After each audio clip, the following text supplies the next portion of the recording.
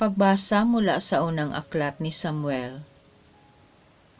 Noong mga araw na iyon, si Samuel na may natutulog sa templo sa may kaba ng tipan. Nang magmamadaling araw na, siya'y tinawag ng Panginoon, "Samuel, Samuel." "Po," sagot niya. Patakbo siyang lumapit kay Eli at sinabi, "Bakit po?" Sinabi ni Eli, "Hindi kita tinatawag, mahiga ka na uli." Nagbalik nga siya sa kanyang higaan.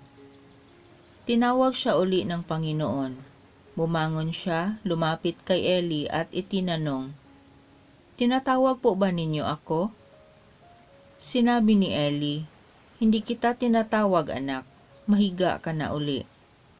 Hindi pa kilala ni Samuel ang Panginoon sapagkat hindi pa siya kinakausap nito. Sa ikatlong beses na tawagin siya, lumapit ulit siya kay Eli at sinabi, "Narinig ko pong tinatawag ninyo ako."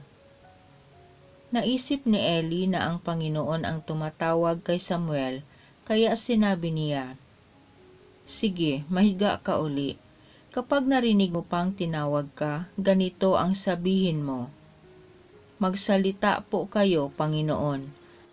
Nakikinig po ang inyong lingkod." At muling nahiga si Samuel.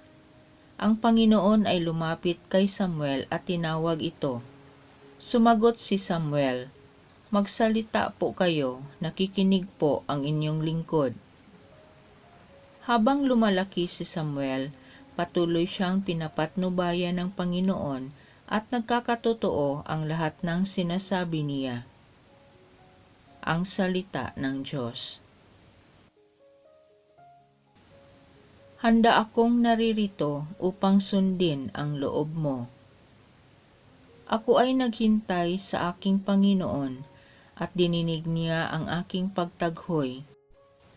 Tinuruan niya ako pagkatapos ng bagong awiting pampuri sa Diyos. Handa akong naririto upang sundin ang loob mo. Ang mga panghandog, pati mga hain, at mga hayop na handang sunugin, hindi mo na ibig sa dambana dalhin, upang yaong salay iyong patawarin. Sa halip, ang iyong kaloob sa akin ay ang pandinig ko upang ika'y dinggin. Handa akong naririto upang sundin ang loob mo. Kaya nga ang tugon ko, ako'y naririto. Nasa kautusan ang mga turo mo. Ang nais kong sundin ay iyong kalooban, aking itatago sa puso ang aral. Handa akong naririto upang sundin ang loob mo. Ang pagliligtas mo'y aking inihayag, saan man magtipon ang iyong mga anak. Di ako titigil ng pagpapahayag. Handa akong naririto upang sundin ang loob mo. Pagbasa mula sa unang sulat ni Apostol San Pablo sa mga taga-Korinto. Mga kapatid, ang katawan ay hindi para sa pakikiapid, kundi para sa Panginoon, at ang Panginoon naman ay sa katawan. Muling binuhay ng Diyos ang Panginoong Hesus, at tayo may muling bubuhayin sa pamamagitan ng kanyang kapangyarihan. Hindi ba ninyo alam na kayo'y mga bahagi ng katawan ni Kristo? Ang nakikipag-isa sa Panginoon ay kaisa niya sa Espiritu. Huwag kayong makikiapid. Sa alinmang ibang kasalanan na ginagawa ng tao, iba ang napipinsala. Hindi ba ninyo alam na ang inyong katawan ay templo ng Espiritu Santo na nasa inyo at tinanggap ninyo mula sa Diyos? Ang inyong katawan ay hindi talagang inyo kundi sa Diyos. Binili niya kayo sa malaking halaga. Kaya't gamitin ninyo ang inyong katawan upang maparangalan ang Diyos. Ang salita ng Diyos. Natagpuan ang Mesiyas nang sa kanya'y naghahanap, siya'y pag-ibig na matapat. Ang mabuting balita ng Panginoon ayon kay San Juan.